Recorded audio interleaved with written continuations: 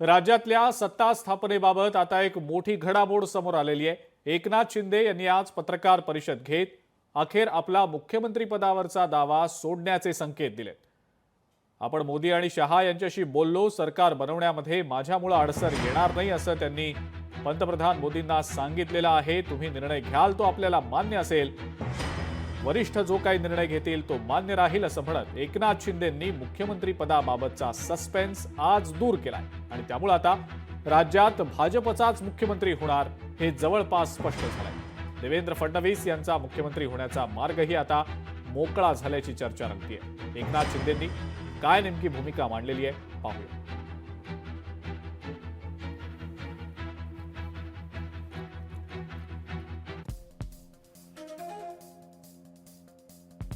प्रधानमंत्री मोदी साहेबांना मी फोन केला होता। मी त्यांना फोन करून सांगितलं की सरकार बनवताना तुम्हाला निर्णय घेताना कुठलं काही असं अडचणीचं आहे किंवा अडचण आहे माझ्यामुळे किंवा आणखी कुणामुळे हे कधी मनात आणू नका। तुम्ही आम्हाला मदत केलेली आहे, तुम्ही आम्हाला 2.5 वर्ष संधी दिली या ठिकाणी या राज्याचा विकास करण्यासाठी, या राज्यामध्ये उद्योगधंदे आणण्यासाठी, सगळं करण्यासाठी। त्यामुळे तुम्ही निर्णय घ्या।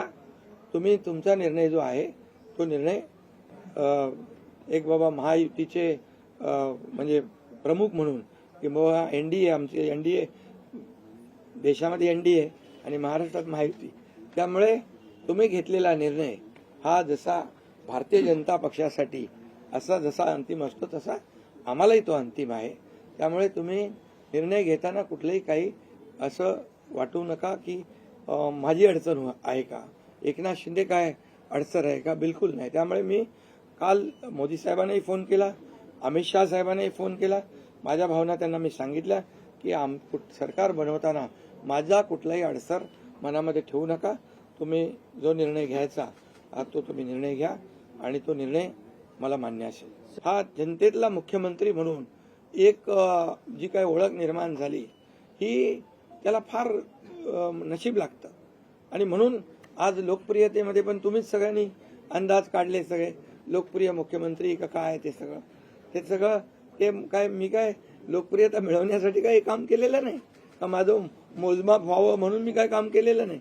मी काम केलं या महाराष्ट्रातल्या जनतेच्या जीवनामध्ये सरकार म्हणून आम्ही काय देऊ शकतो ते आम्ही देण्याचा प्रयत्न केला। लाडकी बहिणीचा लाडका भाऊ ही ओळख माझी निर्माण झाली, सक्का लाडका भाऊ। आता बाकी ज्यांनी विरोध केला ते सावत्र भाऊ झाले, पण मी सांगितलं सावत्र भावांना तुम्ही लक्षात ठेवा बरोबर, आणि ते बरोबर बहिणींनी लक्षात ठेवलं आणि पूर्णपणे लाडक्या भावाची एक ओळख निर्माण झाली। ती ओळख मला सर्व पदांपेक्षा मला मोठी वाटते। तर मी स्वतःला एक मुख्यमंत्री म्हणून कधीच समजलो नाही।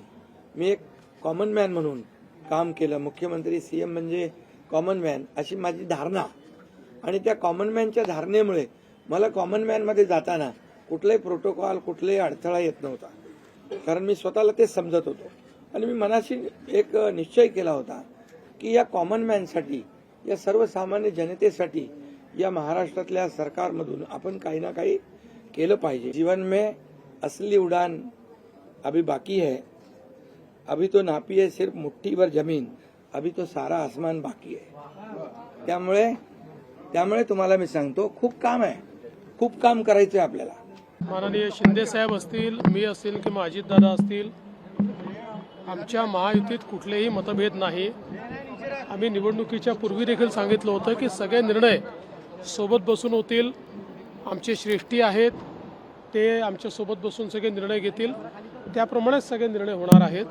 त्यामुळे मला असं वाटतं की कोणाच्या मनात जर काही किंतु परंतु असेल तर आज माननीय एकनाथराव शिंदे साहेबांनी तो देखील दूर केलेला आहे। पुढची प्रक्रिया कशी राहील सर? आता या संदर्भात आमच्या श्रेष्ठींसोबत सगळी बैठक होईल आमची। लोकशाही मराठी ऐका, पहा, जागरूक रहा।